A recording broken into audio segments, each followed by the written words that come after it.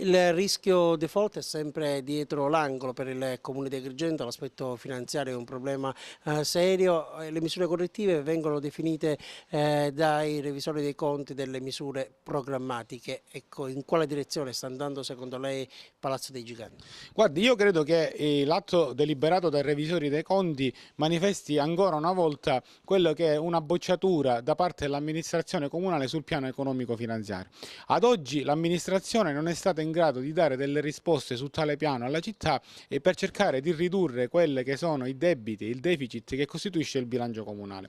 Questa non è la prima volta. Oggi i revisori dei conti per l'ennesima volta dopo i vecchi revisori rispetto all'anno precedente hanno bocciato quelle che sono le misure correttive formulate dal sindaco, dalla sua giunta e dal suo assessore al bilancio, definendole appunto delle misure programmatiche in assenza di atti vincolanti. Sostanzialmente i revisori dei conti affermano e dicono che è un libro dei sogni che devono seguire degli atti vincolanti che determinano delle effettive riduzioni nei diversi capitoli di spesa per produrre quel risparmio che nel tempo eviterà l'eventuale dissesto finanziario. Questo non è accaduto quest'anno attraverso appunto misure programmatiche che sono tali e restano tali e non possono avere un effetto di riduzione della spesa. È accaduto lo scorso anno quando lo stesso assessore al bilancio presentava delle ulteriori misure correttive ancora una volta richieste dalla Corte dei Conti e ancora una volta bocciati dai vecchi revisori, i quali hanno affermato che ancora anche in tale ipotesi si trattava di misure programmatiche e non di atti vincolanti volti alla riduzione dei singoli capitoli di spesa.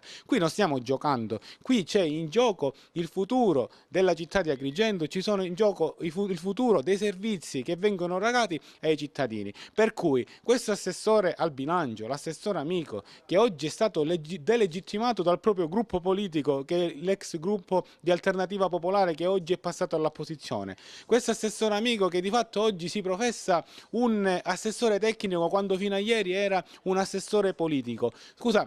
Scusate, che cosa fa ancora all'interno di una giunta comunale in cui non riesce a dare delle risposte rispetto a problematiche gravi che sono state sollevate negli ultimi anni dalla Corte dei Conti? Cioè, se un assessore non è in grado di fare neanche delle misure correttive che in maniera incisiva e analitica vadano a ridurre i capitoli di spesa e vadano a evitare il default, che cosa serve? A che cosa serve? Io credo che l'assessore amico debba dimettersi perché lo dice il proprio gruppo consiliare sul piano politico, dicendogli sostanzialmente ti devi mettere da parte come abbiamo fatto noi perché non condividiamo più la linea politica della tua amministrazione, e sul piano tecnico perché gli strumenti finanziari arretrati del comune di Agrigento sono talmente tanti. Parliamo del consuntivo 2016, consuntivo 2017, il bilancio di previsione 2018 e 2020, le misure correttive dell'anno scorso e le misure correttive di quest'anno, che manifestano la sua assoluta incapacità di svolgere il ruolo di assessore al bilancio all'interno del nostro comune.